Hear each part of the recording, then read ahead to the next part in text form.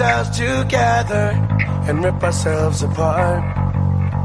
So many lies and ties to sever, we don't know where to start. What if we could just talk it over? If only we could somehow find a way. Maybe we could just start all over.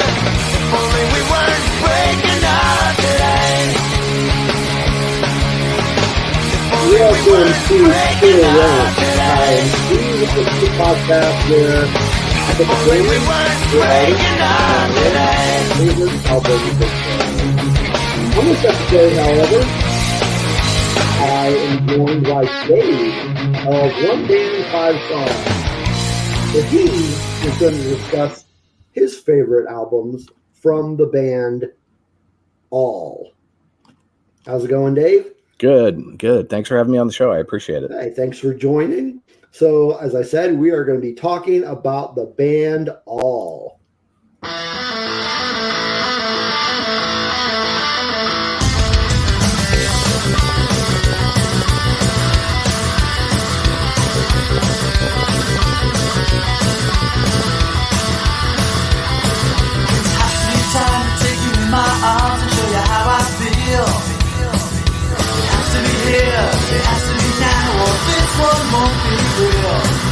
It has to be time to leave it all behind. What a perfect time for me to make you mine. I know I can make everything just perfect. 'Cause I'm the only boy who can make you see that you're the only girl in the world for me. All right. That was Just Perfect by All. That is a damn near perfect song, too. It is. It is a really good one. I had a hard time clipping that one because I was like, man, what parts of that song do I want in here? But so I went with that.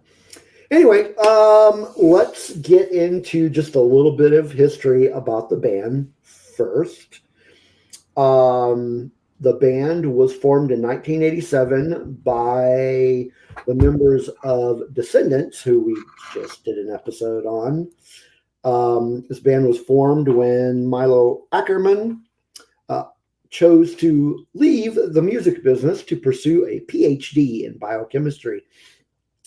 And they chose the name of the band from the title of the last Descendants album, which was released in 1987. Based on what I have read, the concept of All was invented by drummer Bill Stevenson based on his goal of total achievement.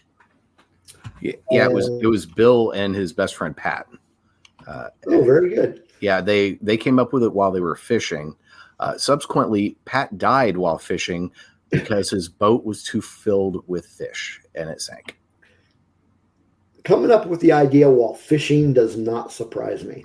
No, I mean that is this band. No matter what name you put on it, it's about fishing, food, and girls, and coffee. Yeah. So because they were without a singer, they were joined. This band was joined on vocals by Dag Nasty singer Dave Smalley. Of course, Dave Smalley was not the only singer for this band. Over the course of their career, they have had 3 singers. After Dave Smalley was Scott Reynolds, and after Scott Reynolds was Chad Price. Now, not only have they rotated singers, they have rotated locations.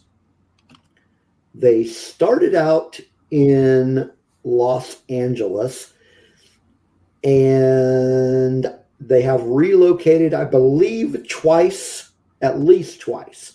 They were relocated. Moved to Brookfield, Missouri, and then to Fort Collins, Colorado.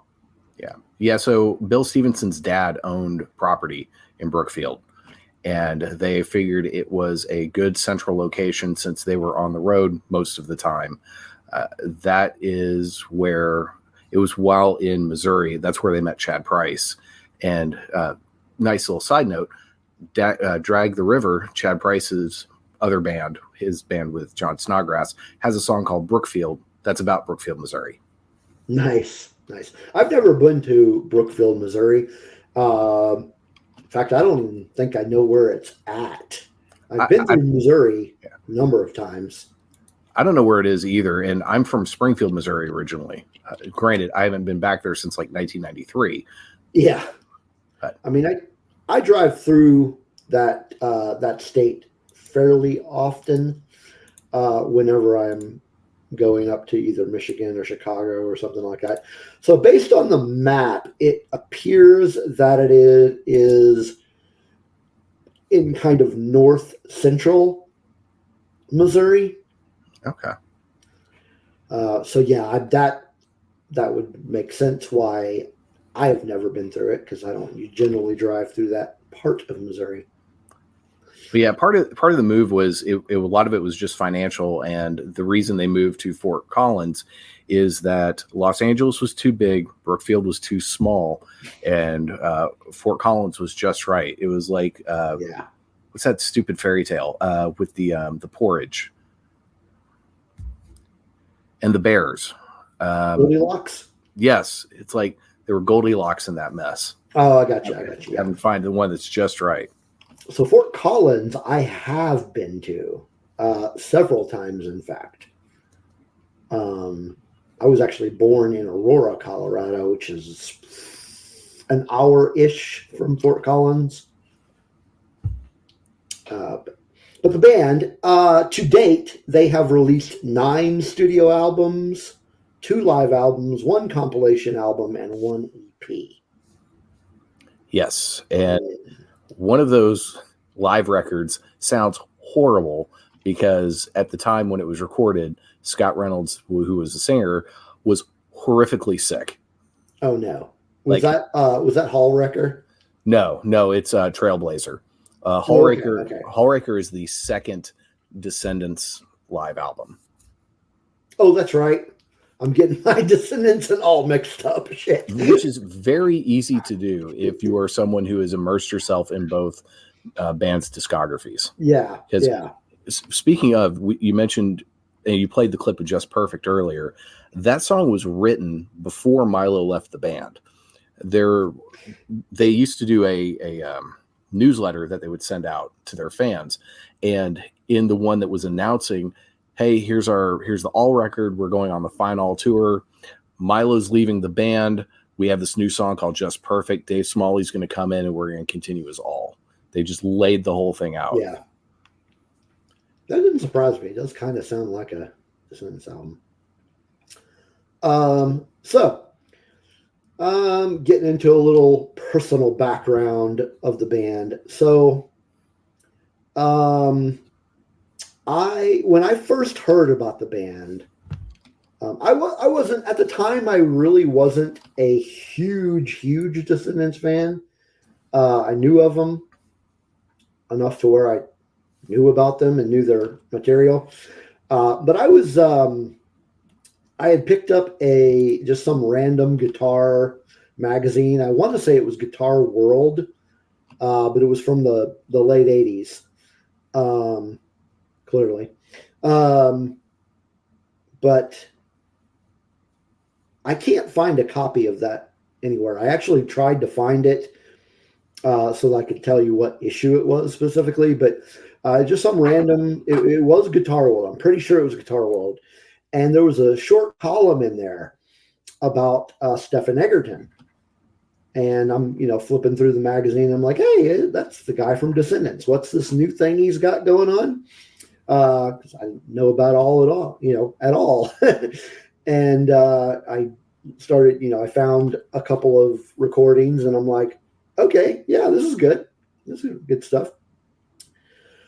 Other than that, the first time I saw the band play was in the early aughts, and it was at the Green Door, which is now called 89th Street. And I remember that show very vividly because that was the first time I'd actually met Stephen Egerton.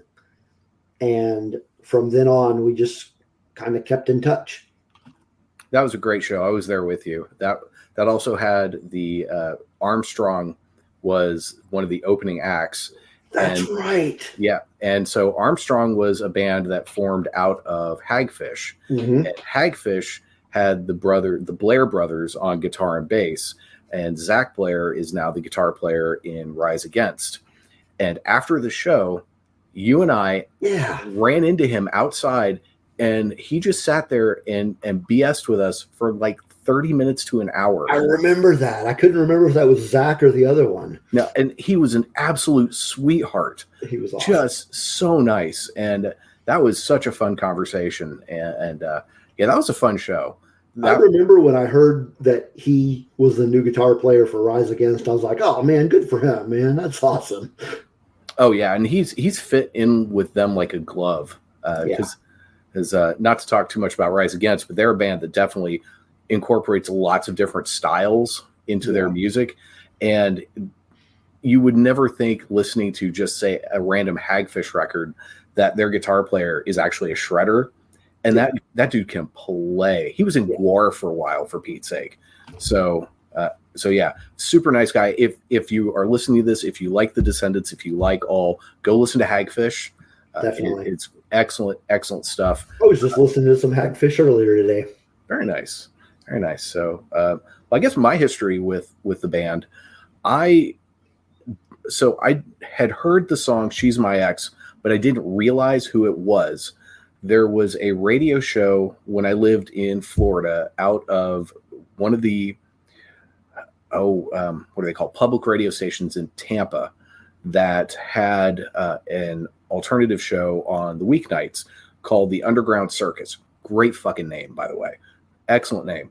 And one of their shows, the Wednesday show, was called Chuck Wagon, and it focused on quote unquote heavier or more underground artists than the other shows would. And I had a cassette of one of the episodes, and there was a 3-song bit where it was No Control from Bad Religion, I Don't Want to Grow Up from the Descendants, and then She's My Ex. So it didn't click until later on that I'd known She's My Ex from that. But when I was a freshman in college at the University of Oklahoma in 1993, I kept seeing flyers around campus when you used to put flyers up on campus and stuff. That's a lost art form. But for this band, and for this band and they were going to be playing at this place called Rome, which sadly I never got to go to. Oh, I love that venue. I've heard nothing but great things. But the first time I went to Rome 90, I saw a flock of seagulls. Nice. But I kept seeing this flyer. I'm like, who the hell is this?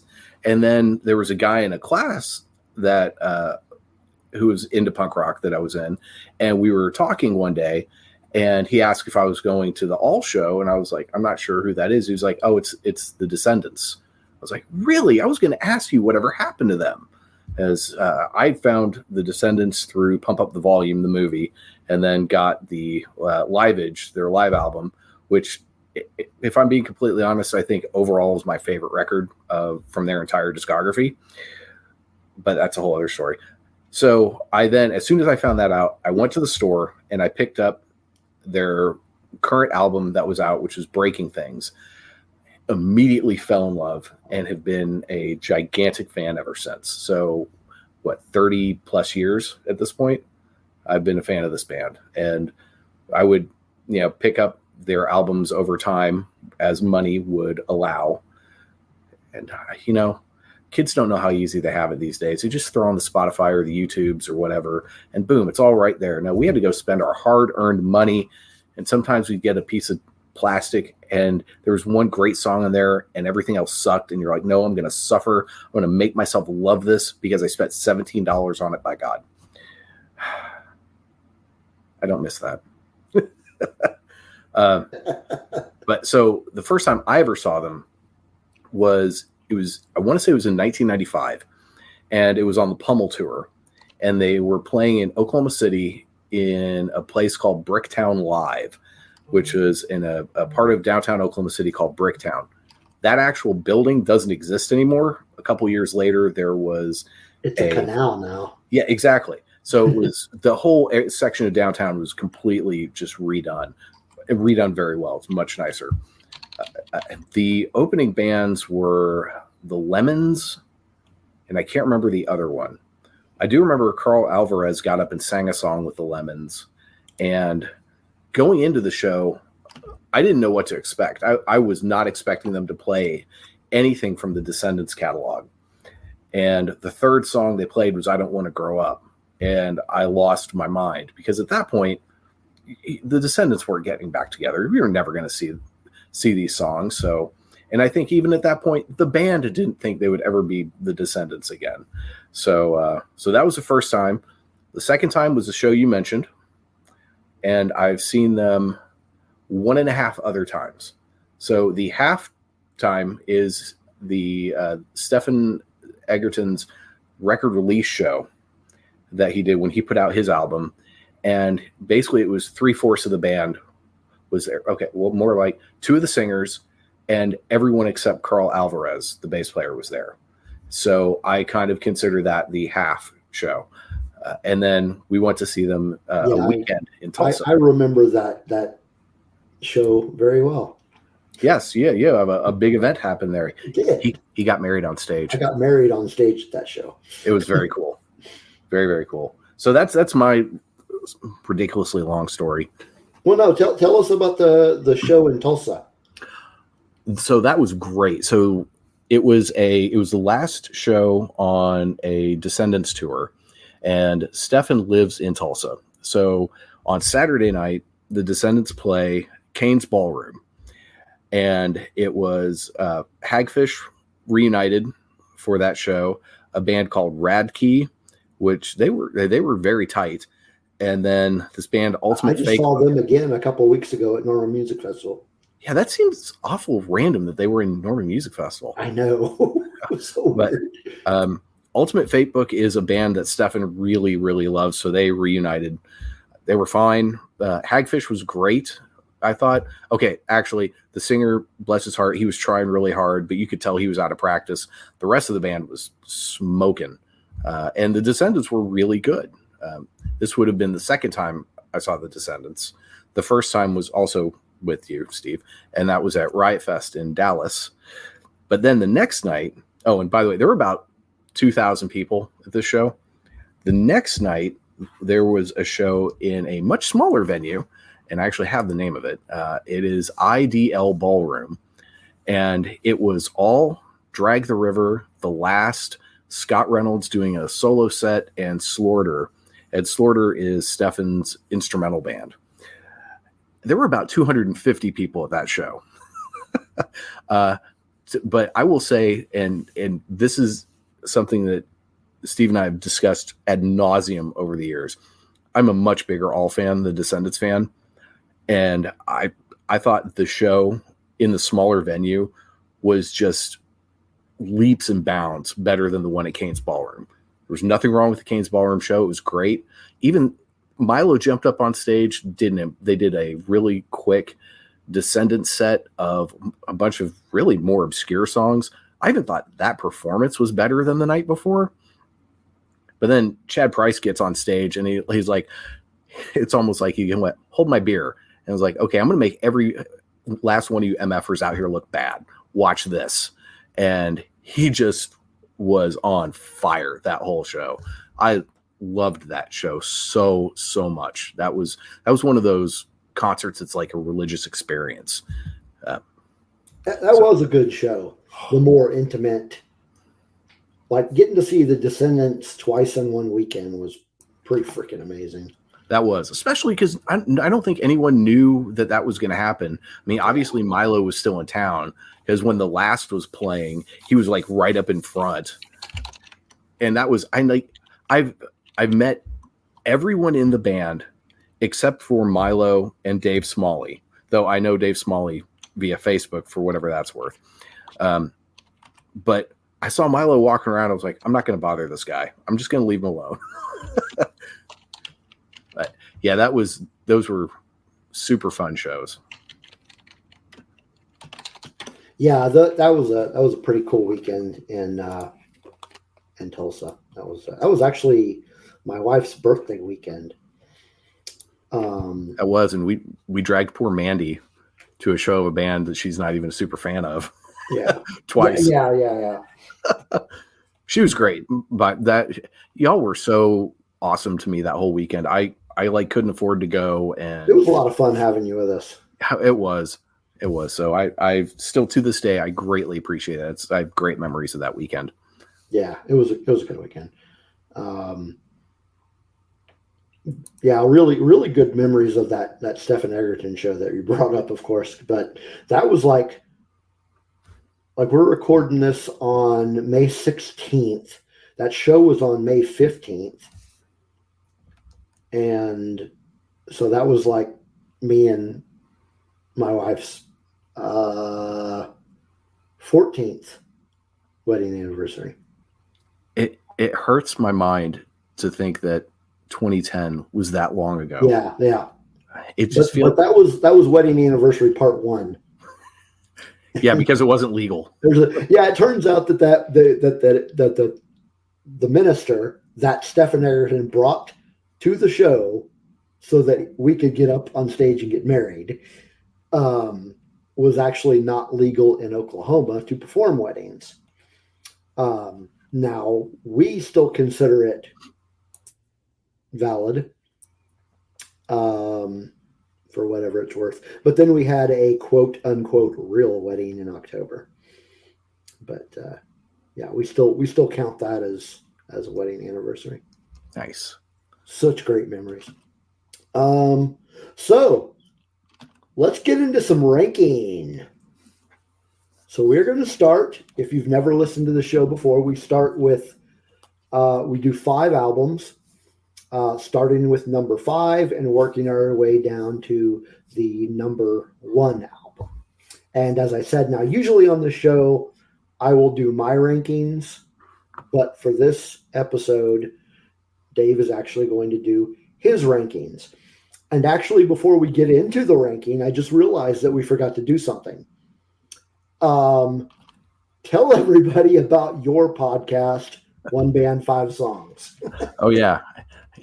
So it is a blatant ripoff of Bandsplain, and it's a show where I talk about an artist, and I do it using 5 of their songs as talking points, essentially. The spiel I use is the show where we take a look at the career of one musical artist through the lens of 5 of their classic songs. And it's a nice way. What I like about doing it that way is it forces you to focus. And I say that as someone who on a pretty regular basis plays at least 1 or 2 extra songs on the shows. I did that in the first episode, for Pete's sake. I'm pretty sure on the All episode, I played 6 songs. In my defense, I did 2 songs from each singer. So there is often method to my madness. But yeah, that's the show.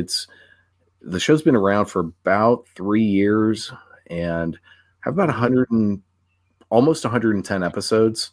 And it used to be Spotify only, but now it's correct. It is. It should be on almost every major podcasting platform now.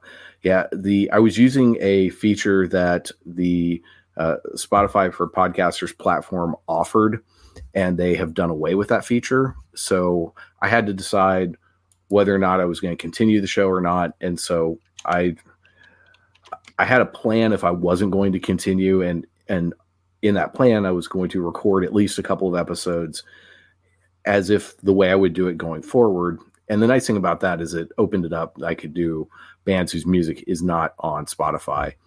And I ended up having so much fun doing that, I've decided, screw it, I'm just going to keep doing the show. Yeah, it's good. I'm glad you decided to do it. So I'm going to put a link to the show in the show description here. Do you have like a do-it-all link that we can use? Or? Yes, I do. A link tree. I will send that to you. Okay. Cool. So I'll just put the link tree on there, and I'm assuming that'll have the link to all of the various audio platforms they can find you at. It does. And if you can't get enough of listening to my dumbass, it has even more. It has a link to my newly launched Patreon, which I feel kind of obnoxious doing it at all.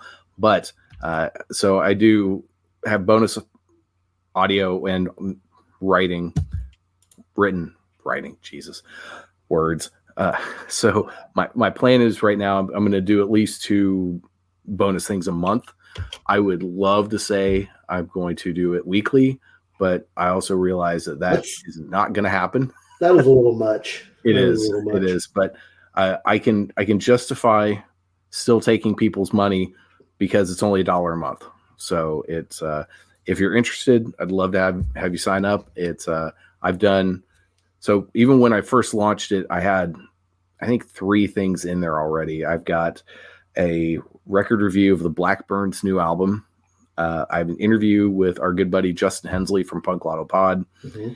I just recently uploaded my first discography star ratings, where I go through an artist's discography and I rate them using the 5-star scale made popular by one Mr. Dave Meltzer, pro wrestling journalist and historian. And I have yet to break the star rating because I haven't recorded in the Tokyo Dome. All right. So I will have a link to that link tree, and that'll take you to all the audio platforms and also to the Patreon if you are interested in signing up for that. And I think you should, because it's great. But let's go ahead and jump into some rankings, because that's what we're here for. So as I said, we're going to start with the number 5. And I don't know what your ranking is. I think you sent it to me earlier today, but I just ignored it because I was like, this was supposed to be a surprise. So let's jump in with number 5. All right. So my number 4 and 5 could change depending on my mood. But as of the time I sent you this list originally, my number 5 was Mass Murder from 1998. Okay. Mass Murder. So as you said, that was 1998. It was released in May of 1998 by Epitaph Records.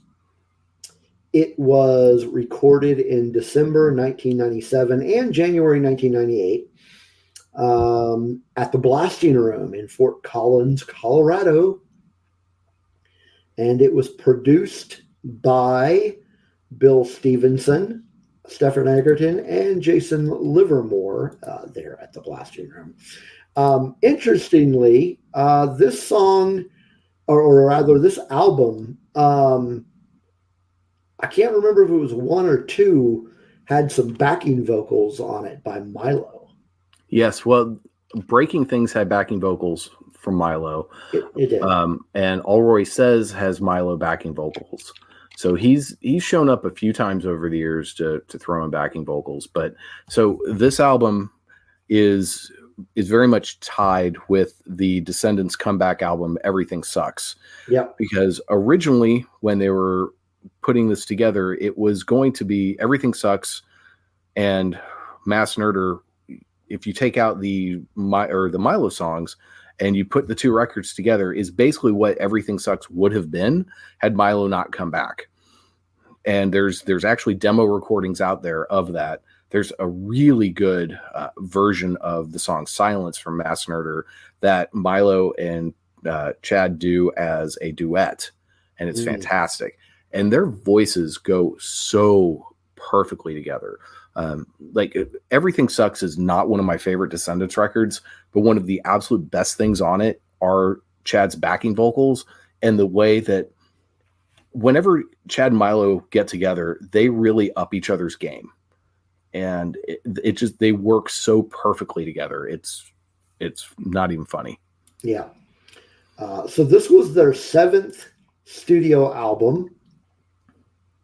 And the clip we're going to play from that song is the 10th song on the album. There were 16 songs, and the 10th one was this song called Refrain. Maybe laid out the story, but I should have known the story would go all wrong if the world would sing along. I think that you know when it's time for you to go, I'll stand and refrain. Never finish the end. We were at the beginning when I began. The story was getting good when I heard your voice so clear say, so long, my friend. I think that you know when it's time for you to go, I'll stand and refrain. Such a great song. It is. That's a Chad song. It is. That is actually one of my favorite All songs. Not my absolute favorite, because that one goes to another song that I can guarantee we're going to be talking about here in a little bit. But yeah, Refrain is probably one of my favorite songs. Probably, if not top 5 songs of theirs, at least top 10. Man, I've never sat down to try to do a ranking of their songs. Yeah, that would be hard. Yeah, I can imagine. That would be, yeah. Yeah, this Mass Nerder was a really good album. And it had some really good tunes. Some of my favorite songs from that album are "Thank the World," "Until I Say So," "Honey Peeps," and "Until Then." Honey Peeps is a really dumb song, but it is. It's very dumb, but it's just fun to listen to. Yeah, I'm trying to think what I'd have to look and see what songs on here are my favorites. Like off the top of my head, because I don't have it pulled up, I would say that Refrain is one, Silence is one, and I've now got it pulled up. So Vida Blue, that's another really good one. Vida Blue is a good one. Romantic Junkie's good. Yeah, Until Then, which that's another good one. Until I Say So, Drag the River does a version of that, and it's really good. I've heard that version. It is great. So yeah, it's the whole record is good. Now here's something I will say. I don't think they ever released a bad record. There is definitely one that is the lowest on my list if I ranked out their whole discography. And some of that just has to do with the fact they decided to get really stinking weird. And also the production is not good. What's funny is it was produced by the same people who've produced all their other records. And I'm like, do y'all not have much time? Did the studio suck? I don't understand. But, and if you're curious, it's the album Allroy Saves. It needs to be remastered or something. I'm interesting.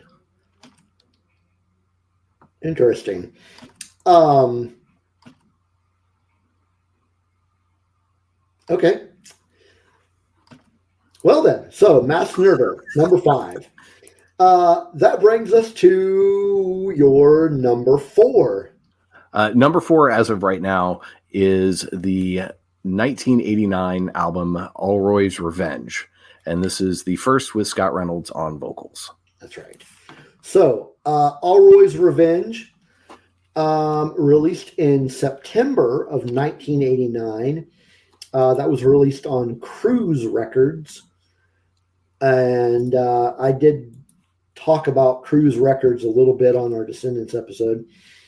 But this was recorded between December 1988 and January 1989 at Third Wave Recording in Torrance, California.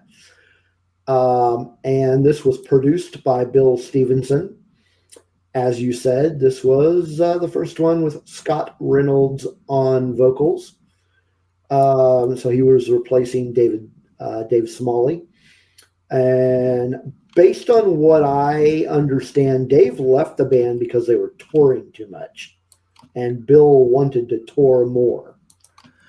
Yes. So Dave comes in, and basically, as the story goes, he gets off the plane. They go to Alfredo's to eat, which is a Mexican restaurant they loved and they have a song about, and then immediately go to practice.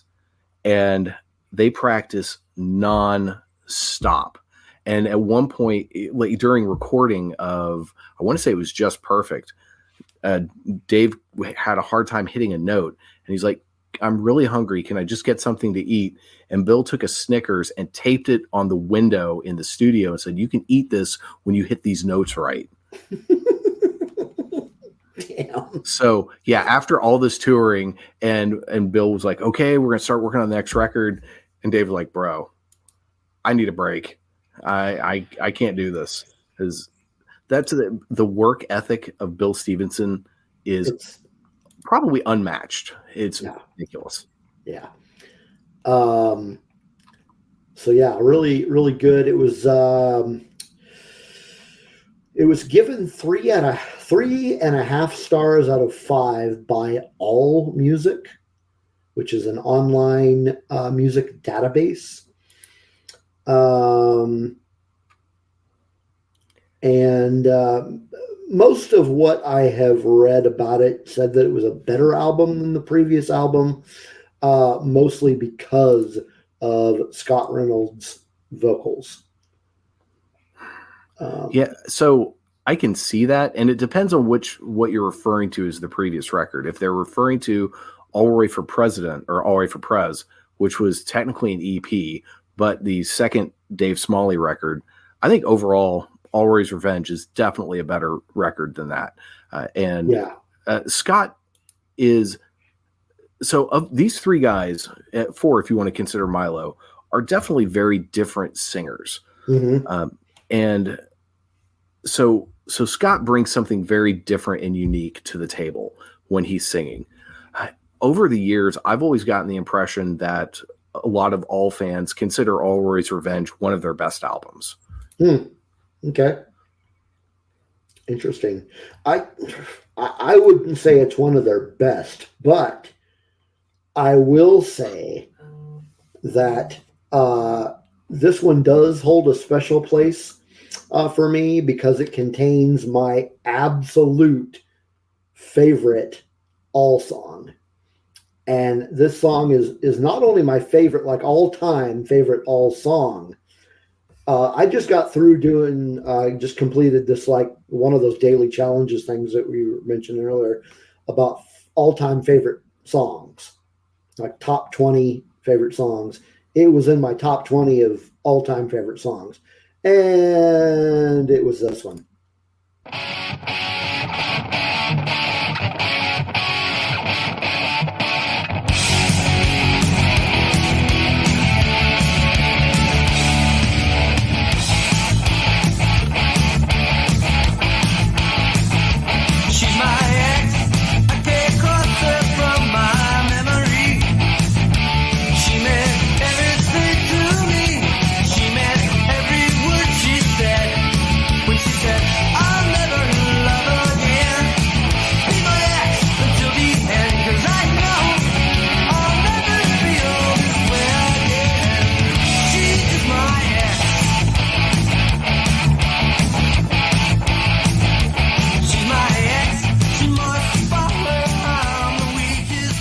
That was She's My Ex.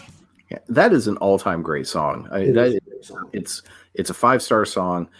I consider it in the upper echelons of great pop rock and roll songs, up there with American Girl by Tom Petty, Surrender by Cheap Trick. I mean, these all-time perfect songs. And it's one of those that you listen to it and you're like, yeah, had they been on a bigger label and had some money, that could have been a huge hit. Should have been a huge hit. And interestingly enough, this was Scott Reynolds' first recording session with All when they recorded this song. That probably would have been for the single version. Yeah. And there was something I was reading. I did grab a quote from Scott Reynolds, but this was basically quote about how meticulous Bill Stevenson was. And the quote is, "I've never been in a band where phrasing was so fucking important as this band. Carl would do some of that too, but not as bad as Bill. Bill, he'd just stop the tape and it's terrible because you're going, she'll always be. And then all of a sudden this tape stops and you're like, what?" And he's like, "You're flat." And he goes back. So we got all done with this thing after days on one song. And he goes, "That's awesome. We're done." Man. Yeah. I'm pretty sure that comes from the Filmage documentary, which is if you haven't seen it, it's a tremendous documentary that gives the history of both the Descendants and All. Spends not enough time on the All end of things, though there is a bonus feature length film of essentially deleted scenes that really goes more into depth into the All years. And so this was released as a single. The B-side is a song called Crazy, which is another just perfect song, just phenomenal. Like, how is this band this good? They're so good at writing just stupid good pop songs, but they're off kilter enough that, you know, there's a reason why I think the bands that tried to be All and the Descendants in a lot of cases had more success than certainly All had, because there's just something off kilter about what All has done throughout their entire career. Yeah. So, so She's My Ex, great song, coming from a great album. Yeah. And I believe that brings us to number 3. Yes. So my top 3 are very rock solid as far as this band's concerned. And number 3 is the 1992 album Percolator. And this one might be considered a bit of a hot pick or hot take, because I know, at least over the years, I've heard people talk, and this was never considered one of their better albums. It was the first one with Scott that I ever heard, so that has some special place in my heart. But it's also just freaking great, and it shows a lot of the range of the band without being so nuts where they're like, hey, let's play with these jazz signatures or whatnot, which they did on the previous album when they were just going, hey, we can play like super crazy. Let's try it. It's like, no, please, honey, hold it back a little bit. Just because you can do that experimental jazz shit doesn't mean anyone wants to hear it. So just write your pop songs, okay? Pretend you're the Beatles, please. And not the bad Beatles, the good Beatles when they're writing pop songs. So yeah, I absolutely love this record. And you've got basically a glam metal song on here. You've got a piano ballad. You've got just Dot, which is a ridiculously good pop song. You've got a couple of instrumentals. It's just so good. Yeah. So this one was released in May 1992, also by Cruise Records. Various recording locations. It was recorded at Chapman Recording Studio in Kansas City, Nightingale Studio in Nashville, Tennessee, and Ardent Studio in Memphis, Tennessee. This was the first album released after the band's relocation to Brookfield. And also was the last album recorded with Scott Reynolds. This album was produced by Bill Stevenson and Stephen Egerton. And here's one of the songs that came from that album.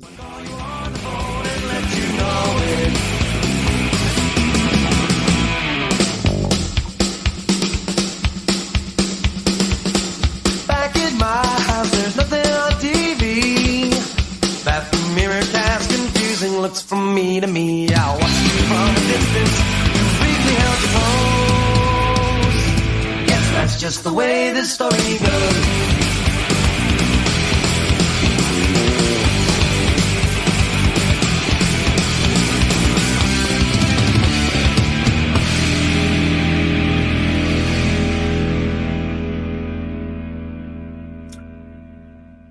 So that was Dot, which was the only song off the album to be released from this album as a single. And it actually had a music video as well. Yeah, they did a number of music videos over the years, and more than you would think a band on Cruise Records, which was, an imprint of SST Records, Mm-hmm. which even at that point, how they were open because Greg Ginn mismanages money like no one's business. He makes me look like, a business a genius. But it's the funny thing about this song and this album is, to borrow a phrase from Yossi Solek on Bandsplain, the vibes were bad. The band was starting to really not get along. Specifically, Scott and Carl were having problems. Bill didn't think there was any great song to use as a single, so he begrudgingly said, "Okay, let's do Dot." And as mentioned by that quote that you read, Bill is very particular. Mm-hmm. And the thing with Bill, though, is he is not a consistent songwriter. He's not someone who sits down and just works on songs and crafts them. They just kind of come to him. And at this point, nothing came to him. And so when he was complaining about that, Scott threw it back in his face, essentially, and said, "Okay, where's your song?" And so they went with Dot. Now, personally, I think Dot is a phenomenal song. Mm-hmm. And it's to sit back and go, well, I don't think there are any, great singles on here. It's like, You'll want to know, however, it is a great song, but I'm not sure why I chose that for the clip, because it's not even actually my favorite song from the album. Ooh, what is? My favorite song off this album is Minute. Oh, that's a great one. That is a great one. I completely spaced to that song when I was putting clips together. But that is a great song. And it's written by Bill Stevenson. So yeah, Bill, when you look at the his writing, he does not bring much. I mean, he wrote Hot Plate, which is a great song, but that's basically the glam metal song, and that's not going to be a single. I love it. I think it's a ton of fun. Yeah. And it shows the versatility of this band. He wrote the lyrics on Egg Timer, which is a dark, dark song. But yeah, that's not your single. I bet they've never even played that live. Yeah. And otherwise, he wrote Minute, and Minute is a great song. Minute's great, yeah. But he writes, from what you described, he writes kind of the same way I do. Shit just comes to me. Yeah, that is what I've heard. And that at this point, apparently there's material laying around for a new Descendants record that Milo and Stefan have both done a whole bunch of songs and have ready to go. And they're like, "Okay, Bill, Carl, can you put out some songs?" Of course, I personally like, can you not do that and do an all record, please? Or at the very least, you are sitting on so many either A, unreleased songs, or B, songs from compilations and B-sides. Can we not get a box set of B-sides and comp tracks and something? Yeah, do it. And honestly, if you want it to sell, do it as a joint Descendants all release. Yeah. And then that way it would do better. Yeah. All righty. That puts us at, where are we at now? We need number two. Number two. So number two is the band's debut album, Allroy Says, from 1988. It is the first thing they do with Dave Smalley on vocals. And it is, in a lot of ways, this would have been the next Descendants record.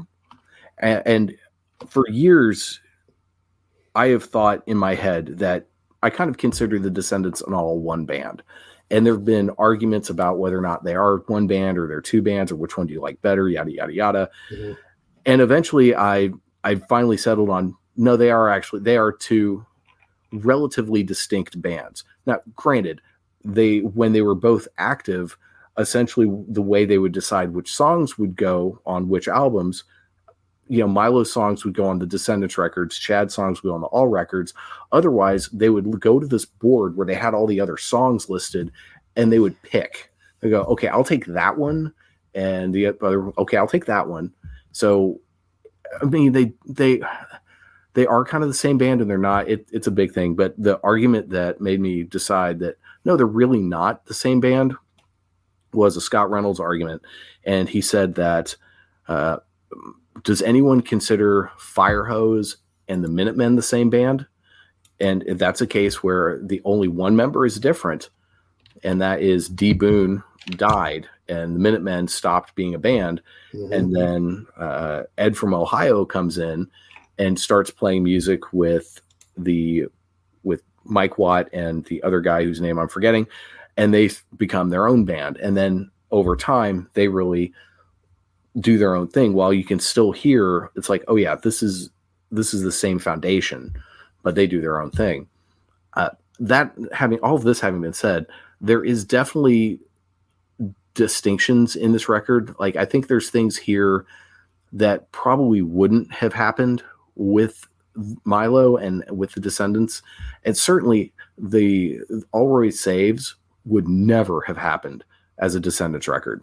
That is, I think Milo keeps them from getting too bonkers. So this record is so good. And it's one that it took me a while to get into, because when I first picked it up and I listened to it, the production value really hurt it, because it's a thinner sounding record because of the way it was produced. And as far as like the mixing and the way the instruments and all, they sound great together. It's just, you could tell it was produced with 5 cents and a stick of gum or something, but they did great with what they had. And there are just some absolute bangers on here and some deep cuts that I think get far too overlooked. Yeah. So Allroy Says, released in March 1988 by Cruise Records. It was recorded in November and December 1987. At Third Wave Recording in Torrance, California. Produced by Bill Stevenson and Richard Andrews. Of course, their debut album. Backing vocals on this one were recorded by, again, Milo, but also by Des Cadena, who was, I think this, I got to get the second. He was the second singer for Black Flag. Wait a minute. That doesn't sound right. No, he was the third. He was the third singer for Black Flag. And then there were also some background vocals by Bob Fitzer, who was from Saccharine Trust. Nice. There's also guys from The Last did backing vocals, guys from Chemical People, and you can really tell it is in the song All Theme and Alfredo's, that, and even in Sugar and Spice, that it feels like there's a choir. Almost. It's like this punk rock choir singing, and it's huge. It's the biggest the background vocals have ever sounded on anything this band has ever done under either name. Yeah. So one of the songs that came from this album we played a little earlier as a clip, the song Just Perfect, which is another favorite All song of mine. But another song that came from this album is called Hooage.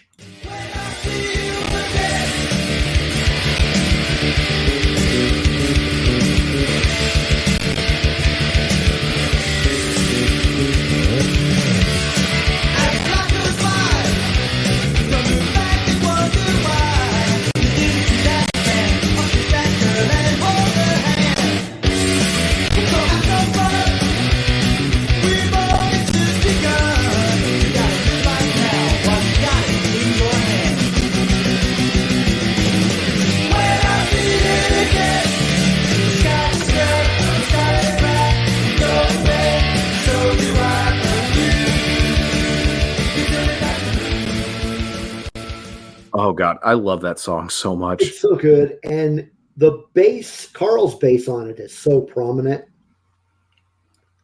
Yeah, he wrote the music for that one. Yeah, he is just an amazing bass player. I mean, let's talk about that for a second. Between Carl Alvarez, Stefan Egerton, and Bill Stevenson, are three of the most talented musicians in any band, any genre at all. It's stupid how good they are. Agreed. Hooage is one of those songs that I think it gets overlooked. This is an album that I think it's dominated by Just Perfect and Pretty Little Girl. And I think everything else gets overlooked because you've got Hooage is a great song. Sex in the Way is a great song. Don Quixote is one of my favorites of the band. It's a phenomenal song. So it's so much just gets missed by, I don't know, other things in the catalog that are more well known. But I think this is, it's sometimes a band's first record is their best. I don't think it's their best record, but right. I do easily think it's their second best. Yeah, I don't put it as their best either. But that does bring us to number one. Real quick before that, I do have a question for you. Would Allroy Says be in your top 5? It would not, actually. Okay. I didn't think it would, but I would when that. So as I was thinking through this, because we did say before we went on that I actually was not planning to do my ranking, but I am going to do my ranking at the end, just as kind of like a aside. Not really talk about them too much. Just here they are. But as I was looking through them, that one probably would end up as 6. Okay, that's fair. I'm looking forward to seeing what your ranking would be. So it's going to be good. A little bit different than yours. No, that never happens. No, because there's let's talk about your number one. Yes, my number one is the first record of theirs that I heard. And I'm sure some of that is why I think it's my favorite, but I also think it's their best. And it's the one that whenever I have handed it to people and said, listen to this, I don't think I've ever had someone come back to me and say, that sucks. And that is Breaking Things from 19. It does not surprise me that is your favorite album at all. Because it's fucking great. It's really good. Released in 1993, in August 1993 by Cruise Records. Recorded in March and April of that year at Ardent Studios in Memphis, Tennessee. You know who else recorded in Ardent Studios? Who? The Replacements. Oh, wow. Yeah, Pleased to Meet Me was recorded there. So this was the first album with Chad Price on vocals. And there's a whole new energy to the band, especially if you listen through in order. Even if you listen to that last Descendants album, All, and then you go into Allroy Says, and I am a firm believer of, even though I think these are two different bands, if you really want to understand the scope of their entire career, you need to listen to the entire thing, because there is such a difference between Descendants All and Everything Sucks. And it's because, there's like 5 albums in between of growth that these musicians made while Milo was off being a scientist. So Breaking Things brought back an urgency and an energy and a ferociousness, which actually comes out more in the following record, but in a couple instances, it goes a little too far. I think in this record, it's as perfect as you're going to be. Now, let me say one thing. This band, whether as the Descendants or as All, they do not have a single perfect album. Every single record they have has something really fucking stupid on it. Okay. And in most cases, the songs that are stupid are embarrassingly stupid. So What would you consider their stupid song on this one? Oh, that's easy. Well, it's a strip bar. I mean, Oh, yeah, yeah, and horizontal's pretty dumb too, but it's catchy as all hell. Um, yeah. then, but yeah, so that strip bar is the is the stupid song, but it's not so bad that it's.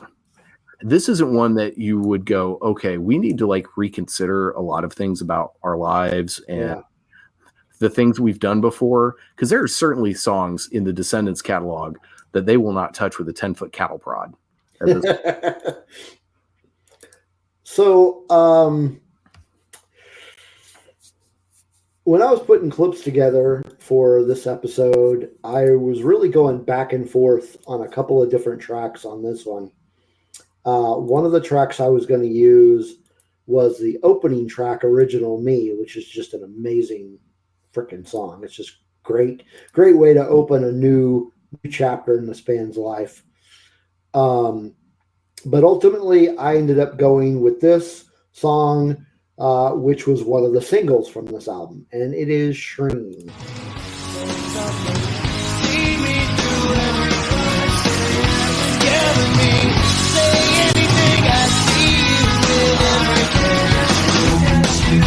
No, we can't say goodnight until we know what's right. And we can't face the day unless we find a way. And we can't solve it all if we never see the fun. Today I heard the song that was playing when I first kissed you. I woke up next to someone who wasn't you. What do we do? What do you think we should do? Shreen? What do you think about me and you, Shreen? What do you think we should do, Shreen? Yeah, God, I love that song. it is a great song. So I really like Original Me too. It's just so okay. So put a pin on Original Me for a second. So I think that had Breaking Things been their major label debut, because this was their last album with Cruise Records. Their next album comes out on Interscope Records. But had this been the major label debut, I think this would have been far more commercially successful. oh yeah, absolutely. And I mean, because as great as $1 Million is for a song, it's no Shreen. Had Shreen gotten the push, had they been performing that on the late night talk shows, it would have done so much better. Original Me, it's a Chad Price song. It was one he had actually around for a long time, and he brought it to the band, and they loved it. And obviously so much that it's the first song on the record. So it's you talk about a thesis statement, just opening arguments kind of thing. Interestingly, at one point a number of years ago, I did an email interview with Scott Reynolds, and I asked him if there were any songs that All had done that, or any of their albums that he after he heard it, he thought to himself, man, I really wish I'd been part of that. And he said no, but he did wish he'd sung Original Me. Yeah, I can't imagine him singing that song. I can't either. It's he and Chad Price have such different vocal styles. Mm-hmm. And I mean, I think he could do it, and I think he could do it really well. But I don't know, it's so weird. Like, I've heard Chad sing Scott songs, and he's a dynamic enough vocalist that he pulls them off. He does make them his own, but it's not such a drastic change that you're like, oh, what's going on? So I would love to hear Scott sing Original Me. In fact, I think it would be super fun if they got all of the singers, including Milo, together, and they did a record where they recorded a song that someone else originally sang and recorded from the catalog. I think that would be just really fun. So did you say that Breaking Things was the first album you heard from them? It is. Okay. Yes. So, Yeah, it wasn't the first all record I heard, but it was the first one that I bought. Yeah, it was the first one I bought, first one I heard. I bought it without, all I knew was it was the guys from the Descendants' new project. Or even at that point, it wasn't new. Yeah. But I picked it up and I put it in, and it was just a eureka. Holy shit, what is this? Why aren't more people talking about this? This is incredible.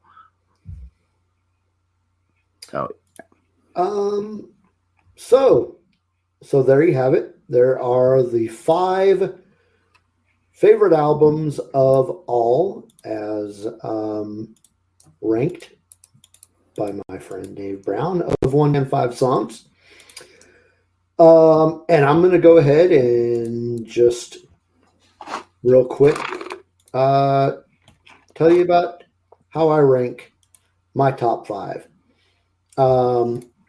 So a couple of different, some of them are the same.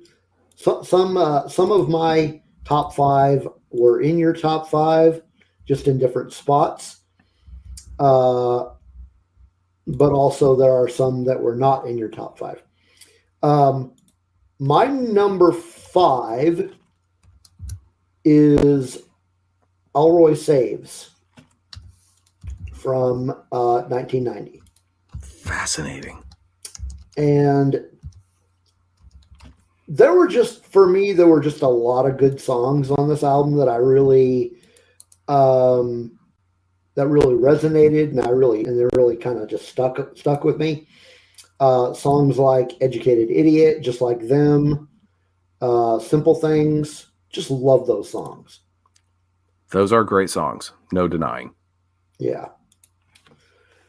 Number 4 is one of them that was in your and actually was your number 4, and that was Allroy's Revenge. So that was same rank as on yours. My number 3 is in your top 5, and it is Breaking Things. Great album. So 3 and 2 could be interchangeable, but at this specific moment in the universe, they just has a slight edge. And this one was not at all on your ranking, and probably wouldn't even be 6 or 7 if I had to take a guess. But just something about the album I really love, and that's Pummel. See, I would have thought that was your number 1. It came close. It came close. But no, Pummel, I just, for some reason, I just really love that album. Now, you were mentioning some crappy songs on each album. There are a couple of crappy songs on here. I am not a huge fan of the song Uncle Critic. Yeah, no, that, and also that's one that aged very poorly. Yeah, I do not like that song at all. Aside from that, I just love I love almost every song on this album. Love this album. So I also love most of the songs on this record. Uncle Critic, I could do without. Stalker, I really am not a fan of. Yeah. That one's kind of eh. Yeah. Hetero is, even though I know it was, they were doing like a guilty of being white type of thing. Yeah. It just, this is a case where Chad's vocals are too gruff and too, he sounds too angry for you to go realize that, oh, this is kind of a joke. Okay. Yeah, you hear it and you're like, oh shit. Yeah. And I mean, even when I heard it in like 95, I was like, oh damn. Now what I didn't realize is that Away She Went was a bonus track on the Japanese release. That is a fucking great song. Yeah, it is. Oh my God. Yeah. So you replace Hetero with Away She Went, Stalker, Uncle Critic, just take those off, throw Away She Went in there. And yeah, I'm definitely, this record changes completely in my eyes. So this one is pretty close to being my favorite all record, but my favorite all record was on your list, just completely polar opposite of your ranking, and that's Mass Murder. I can see that. Just so many freaking good songs on that album. I'm looking through the song list now, and I'm not sure which one I would consider the stinker. Looking at the song list, nothing really. Yeah, this is me as this song sucks. Well, so there's a difference between saying a song sucks and saying a song is stupid. Honey Peeps is a stupid song. Okay, I'll give you that. Okay, it's a good song. It's catchy. It's one you probably don't play in 2024, but it's okay. It's real dumb. Okay, I'll give you that. I'll give you that one. Okay, Honey Peeps would be that one. I really love that song. Oh no, I mean, God, it's so catchy. Yeah. And I will say, so the one that I probably, if I'm being depending on my mood, I would say I would replace Mass Nerder with Problematic, because even though these are the rankings of what I think are my favorite records from the band, I think what you would describe as their best albums are Breaking Things, Allroy's Revenge, and Problematic. I think they were starting something new with Problematic. And then Bill Stevenson's health went to shit, and Chad got busy doing Drag the River. Yeah. And then the music market went to hell, and it's not like they were making a ton on album sales anyway. So it's just a shame, because I would love to have known what they would have done after Problematic. And I will say, in a lot of ways, when you listen to Problematic and then you turn around and you listen to the Descendants American EP and the Cool to Be You album, and I think you hear some of where they would have gone as all. And again, that makes sense. Yeah, because to me, I get so frustrated with people who love the Descendants and don't know that all exists. I'm like, you are missing half of the picture. You get so much more out of both bands, I think, if you know both of their discographies, because they're all of it. It's all in conversation with each other, and I don't get it. But that's why you can fill Kane's Ballroom with 2,000 people to see the Descendants, and you get only 250 people to see all. Yeah. Which also, the All show was on a Sunday night, so that didn't help things. Sure. All right. Well, that wraps up another episode of Pure Rank. Dave, thanks for coming on the show and giving me your rankings of the band All. It's good to have you on the show. Yeah, thanks for having me on. I really appreciate it. I had a lot of fun, and I can't wait to see what you do next with the show. I've enjoyed the episode so far, so keep up the good work. Yeah, I've got the next one more or less written. Not sure when I'm going to record it, but it will probably be sooner than the what's the word I'm looking for? The gap between 2 and 3. Okay, good. And the gap between 3 and 4 is going to be a lot smaller than the gap between 2 and 3. Excellent. And you need to come on to my show, as we've been threatening to do for a while. Come on, talk some bad religion. Definitely. So make sure you catch One Band 5 Songs, which I'll have the link in the show description. And for any nerds out there, I have another podcast called Rebel Rock Radio, where it's basically advertised as a Star Wars podcast that talks about more than just Star Wars. But The tagline actually is something that you kind of helped put together. The tagline for the show is sweet jams and conversations about a galaxy far, far away and beyond. Oh yeah, I did help with that. Because so in addition to talking about random nerd junk, I also play music on it from bands that you're generally probably never heard of. so catch that live on YouTube on Tuesdays. And thanks for listening to this episode of Pure Rank, and hope you check us out next time. Bye.